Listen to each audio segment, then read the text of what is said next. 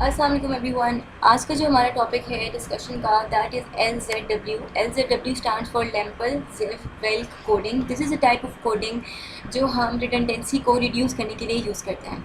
अब ये एक ऐसी टाइप ऑफ कोडिंग है कि हम लोग इसको इस तरह से अप्लाई करते हैं कि हमारे पास इमेज में अगर कुछ इंटेंसिटी वैल्यूज़ हैं और वो ऑन रिपीट हैं, बहुत ज़्यादा बार आ रही हैं, तो हम लोग जो इंटेंसिटी वैल्यू 0 से 255 तक होती हैं हम एक डिक्शनरी बनाते हैं और जो वैल्यू 0 से 255 तक होती हैं उन इंटेंसिटी वैल्यूज़ को उनके कॉरेस्पॉन्डिंग इंटेंसिटी वैल्यूज़ ही असाइन कर देते हैं। लेकिन अगर कोई वैल्यू हमारी इमेज में कोई इंटेंसिटी वैल्यू हमारी इमेज के अंदर 255 से बड़ी आ जाती है, फॉर एग्जांपल 257 आ जाती है या 500 आ जाती है, 700 आ जाती है, तो उसके लिए हम लोग डिक्शनरी में उसकी डिक्शनरी बनाते हैं और उनको अलग से सोर्स सिम्बल्स असाइन करते हैं। सोर्स सिम्बल्स असाइन करने का रीज़न ये होता है कि हमारे पास जो भी कोड बार बार रिपीट हो रहा है उसको instead of writing the same code again and again हम सिर्फ वो सिंबल लिखते हैं, तो हमारा जो सिस्टम है और हम लोग खुद भी उसको अंडरस्टैंडेबल हो जाता है कि इसकी जगह पे ये वाला कोड आ रहा है। LZW is use in tag image file format, graphic interchange format, portable document format. इसका एल्गोरिथम किस तरह से होता है जो मैंने अभी बताया है कि एक कोड बुक या डिक्शनरी बना लेते हैं जिसके अंदर हम लोग 255 वर्ड्स डाल देते हैं, जो बाकी वर्ड्स आते हैं वो 255 से ऊपर के आ जाते हैं। इंपॉर्टेंट फीचर्स देखें तो डिक्शनरी इज़ क्रिएटेड इनकोडेड। इसकी जो डिक्शनरी होती है वो कोड साथ नहीं होती, वो एट द बैक एंड चल रही होती है, और जो हमारा इनकोडेड है वो सिर्फ हमें स्क्रीन पे नज़र आता है। अगर हमारी डिक्शनरी ओवरफ्लो कर जाती है तो हमें री इनिशियलाइज़ करनी पड़ती है, डिक्शनरी शुरू से शुरू करनी पड़ती है, और हमें जो है हर एक बिट जो है वो एक कोड वर्ड में डालना पड़ता है। अब इसकी एग्जांपल है, ये देखिए 39 ये रिपीट हो रहा है, ये बार बार 39 रिपीट हो रहे हैं और यहाँ पे 126 बार बार रिपीट हो रहे हैं। तो इसके लिए हम लोग किस तरह से डिक्शनरी बनाएंगे वो हम अभी एक्सप्लेन करते हैं। ये देखें, ये हमारे पास एक इमेज है, ठीक है, ये हमारे पास एक इमेज आ गई है जिसके अंदर 39 रिपीट हो रहा है। तो जो अकेला 39 है हमारे पास, ये देखें ये 39 था, उसको हमने वैल्यू असाइन की थी 39 की ही, जो हमारे 0 से 255 की रेंज में था। ठीक है, 255 की रेंज में जो हमारा 39 आ रहा है ना, तो वो 39 हमने 39 को ही दे दिया। अब सेकंड हमने देखना है कि 39 और 39 दोनों साथ किस तरह से आएंगे। अब हमारी डिक्शनरी में प्रीवियसली डिफाइंड ऐसा कुछ भी नहीं है कि 39 और 39 जब दोनों चीज़ें साथ आ जाएं, दो इंटेंसिटी वैल्यू साथ आ जाएं, तो हम उसको किस तरह से कोड करेंगे। तो उसका कोड हम लोग इस तरह से बनाएंगे कि हमारे पास करंटली रिकॉग्नाइज कोड है 39 हम देख रहे हैं, ये जो फर्स्ट वाला है, और पिक्सल बीइंग प्रोसेस। पिक्सल का मतलब ये है कि इससे जो नेक्स्ट पिक्सल होगा वो वाला प्रोसेस हो रहा है, तो वो भी 39 है। ठीक है, इनकोडेड आउटपुट जो है वो इसका 39 है। अब हमारे पास यहाँ पे 256 डिक्शनरी में क्यों आया है, क्योंकि 255 तक हमारे जो 8 बिट्स थे वो कंप्लीट हो गए हैं। ठीक है, 255 तक वैल्यू आ गई है, और 255 तक जो वैल्यू आएंगी उसके अलावा जो वैल्यू आएगी, जिसमें 39 और 39 का कॉम्बिनेशन है, तो वो हमारे पास 256 की रेंज में आ जाएगा। ठीक है, और डिक्शनरी एंट्री हम लोग लिखेंगे कि हमारे पास 39 और 39 जब भी आएगा तो हम उस 39 की जगह 256 लिखेंगे। उसके बाद सेकेंड देखें, हमारे पास 39 और 126 आता है। ठीक है, 39 और 126 आता है। अब 39 और 126 भी प्रीवियसली एक्सप्लेन नहीं था, तो हम लोग 39 को रिकॉग्नाइज करें और जो हमारा कॉरस्पॉन्डिंग है या पिक्सल बीइंग प्रोसेस है वो 126 है। ठीक है, इनकोडेड आउटपुट जो है वो हमारा आउटपुट इस इमेज में आ रहा है 39 ही आ रहा है, ये इसलिए यहाँ पे इनकोडेड आउटपुट है। ठीक है, और हमारे पास डिक्शनरी में पहले कभी भी 39 और 126 का मैच या पेयर नहीं बना हुआ। तो पेयर नहीं बना हुआ इस वजह से 256 पहले हमारा एक डिक्शनरी में आ चुका है, उसके बाद हमारी जो भी वैल्यू आएगी वो इसके नेक्स्ट आएगी 257, और डिक्शनरी में हम एंट्री कर देंगे कि 39 और 126 हमारे पास जहाँ पे भी आएगा हम उसको 256 की वैल्यू साइन करेंगे। उसके बाद थर्ड देखें कि हमारे पास 126 और 126 है। ठीक है, हमारे पास 126 हम लोग रिकॉग्नाइज कर रहे हैं, और 126 जो है वो हमारा पिक्सल बीइंग प्रोसेस है, मतलब कि इससे नेक्स्ट पिक्सल है। ठीक है, और इनकोडेड आउटपुट जो है वो हमारा 126 है। हमने इनपुट में सिर्फ इस वाले को देखना है जिसके ऊपर हम लोग काम कर रहे हैं, 126 है। ठीक है, अब 126 और 126 का पहले कभी भी कॉम्बिनेशन डिक्शनरी में नहीं बना हुआ, इस वजह से हम लोग इसको 258 का डिक्शनरी में दे देंगे, ठीक है, क्योंकि 256 और 257 हमारे ऑक्यूपाइड हैं, इस वजह से 258 दे देंगे। और हम लोग डिक्शनरी में एंट्री कर देंगे कि जहाँ पे भी हमारा 126 और 126 आएगा उसकी जगह हम लोग ये 258 यूज़ करेंगे। अब नेक्स्ट देखें, हमारे पास 126 है और ये 39 है, ठीक है, 126 और 39। अब ये देखिए 126 हमारा पिक्सल है जो हम रिकग्नाइज़ कर रहे हैं, और हमारा पिक्सल बीइंग प्रोसेस जो है वो 39 है, और इनकोडेड आउटपुट जो है हमारे इमेज में वो 126 ही है। अब देखिए 39 और 126 का पहले कभी पेयर बना हुआ है।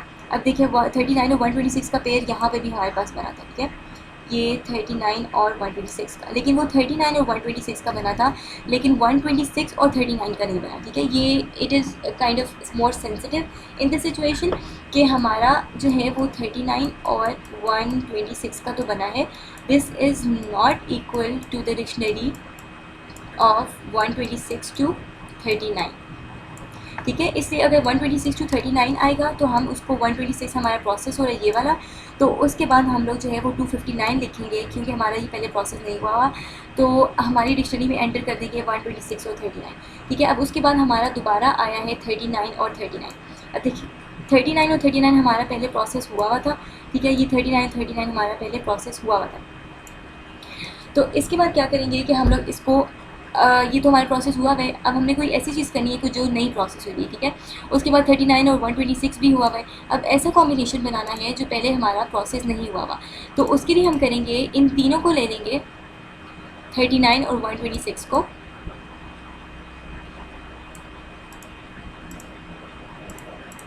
ये देखिए ये 39, 39 और 126, ठीक है। अब इन तीनों का कॉम्बिनेशन हमारे पास पहले कभी भी नहीं बना। 39 और 39 आ गया हमारा जो हम करंटली रिकग्नाइज़ कर रहे हैं, और हमारा जो उसका आएगा पिक्सल बीइंग प्रोसेस वो 126 आएगा, ठीक है। और इसमें जो वैल्यू हम लोग दे देंगे वो 260 हो जाएगी, और डिक्शनरी में एंटर कर देंगे कि हमारे पास ये वाली चीज़ आ गया। तो this is all about LZW coding. अब हमारे पास ये है कि हमारे पास ये एक हमें स्ट्रीम दे दिया है, और इस स्ट्रीम से हमें कह रहे हैं कि वापस ये वाला इमेज बनाया जाए, ठीक है। तो ये वाला इमेज हम लोग किस तरह से बनाएंगे, is in LZW the dictionary which was use for encoding need not to be sent with the image, a separate dictionary is build by the decoder on the fly as it reach the receive word. अब हमारे पास ये जो सारी values हैं ये वही वाला table है, और इस वाले टेबल से हमने वापस डिकोड करना है, ठीक है, मतलब कि हमने ये वाली वैल्यूज़ निकालनी है और ये वाला पूरा हमें गिवन है।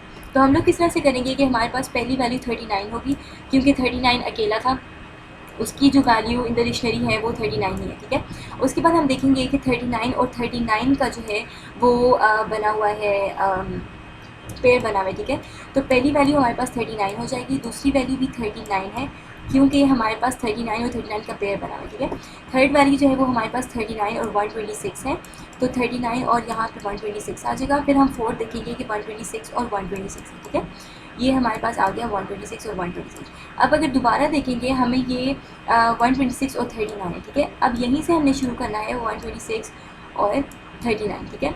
अब ये हमें बता रहा है कि 39 और 39 126 है, तो इसका मतलब ये है कि 39 का दोबारा पेयर बनेगा, और यहाँ पे जो है वो 126 हो जाएगा, ठीक है। ये मैं वो इमेज ओरिजिनल इमेज बना रही हूँ with the help of table.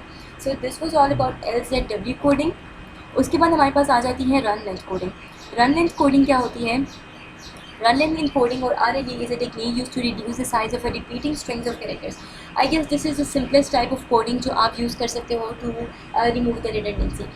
इसकी एग्जांपल करते हैं, ये देखिए ये इसकी एग्जांपल है। इसमें हमने जस्ट सिंपली ये जो हमारे रन लेंथ में रिपीट हो रही हैं चीज़ें उनको काउंट करके लिख देना होता है। अब W जो है वो हमारे पास 12 है, B हमारे पास 1 है, और इसी तरह W जो है वो दोबारा हम लोग काउंट करेंगे। दिस इज़ 1 2 3 4 5 6 7 8 9 10 11 एंड 12, तो हमने ये 12 लिख दिया।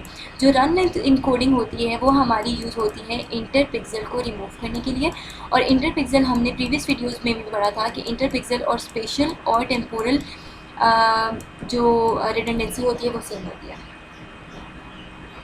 इसमें यही होता है कि हमारे पास एक इमेज है, ठीक है, और इमेज में यहाँ पे फॉर एग्जांपल ये पर्पल कलर आ रहा है, और उसके बाद यहाँ पे जो है वो रेड कलर आ रहा है, और यहाँ पे भी रेड कलर आ रहा है, और यहाँ पे जो है वो दोबारा पर्पल कलर आ रहा है, ठीक है। तो आप इमेज में जो पहला पर्पल कलर आ रहा है उसको एक कोड असाइन कर दोगे, और वही वाला कोड जब दोबारा पर्पल कहीं भी आपकी इमेज में आएगा तो वही वाला कोड यूज़ होगा। This is all about the run length coding and it is use to remove the inter pixel and special and temporal domain redundancy. फिर हम डिस्कस करते हैं कि symbol based coding. Symbol based coding क्या होता है कि हम लोगों के पास एक सिंबल होता है या कोई टोकन बेस्ड कोडिंग इसको कहते हैं, कि जिसमें हम इमेज को रिप्रेजेंट इस तरह से करते हैं कि वो हमारा इमेज काफ़ी सारी सब इमेज से बना है, ठीक है। हमारे पास फॉर एग्जांपल ये एक सब इमेज है, ये एक सब इमेज है और ये एक सब इमेज है, ठीक है। तो ये तीनों मिलके जब हमारी बड़ी इमेज बना देंगे तो that is simple based code. और इससे जो है इसको हम एक टोकन दे देंगे, इसको हम एक टोकन दे देंगे और इसको हम एक टोकन दे देंगे, ठीक है। अब इसकी एग्जांपल देखते हैं। ये भी बहुत सिंपल है। इसमें ये होता है कि हमारे पास जो ज़ीरो है ट्रिपलेट में वो हमारे पास होता है रो, ठीक है। 2 होता है हमारे पास कॉलम, और ये जो है हमारे पास होता है टोकन। हमारे पास जितनी भी चीज़ें आ जाएंगी, जितने भी अल्फ़ाबेट्स आ जाएंगे एक वर्ड के अंदर, हम उन सब वर्ड्स को एक टोकन दे देंगे। जैसे बी को हमने टोकन दे दिया 0, ए को टोकन दे दिया 1 और एन को टोकन दे दिया 2। अब आगे जब भी ए आएगा उसके लिए 1 होगा, एन के लिए 2 होगा और ए के लिए फिर 1 होगा, ठीक है। ये टोकन असाइन किए हुए। अब इसको आपने कैलकुलेट किस तरह से करना है, आपने देखना है कि ये नंबर ऑफ़ रोज़ जा रही है, ये नंबर ऑफ़ रोज़ हैं और ये नंबर ऑफ़ कॉलम्स हैं, ठीक है। आपने चेक करना है कि बी जो है, बी का पहला पिक्सल जो है वो कौन सी रो और कौन से कॉलम से स्टार्ट हो रहा है। तो ये 0, 1 और 2, देखें ये सेकंड कॉलम से स्टार्ट हो रहा है और 0 रो से स्टार्ट हो रहा है। इस वजह से 0, 2 और साथ हमने इसका टोकन लिख दिया। अब अगर ए का देखें तो ए का काउंट करते हैं। दिस इज़ 1 2 3 4 5 6 7 8 9 10 से, और मैंने जो है वो 1 से स्टार्ट किया था, तो ये 0 से 10 तक 10th इसकी रो है, सॉरी 10th इसका कॉलम है, और इसकी रो चेक करते हैं 1 2 3 4 and sorry 0, this is 1, this is 2 and this is 3। तो this is third row and 10th column, और उसका टोकन जो था वो 1। इसी तरह आपने बाकी सारे अल्फ़ाबेट्स का भी सिंबल बेस्ड कोडिंग को कैलकुलेट करना है। So this was all about today's lecture. If you have any question related to these type of coding, you can always ask in the comments. And please subscribe to the channel. Thank you.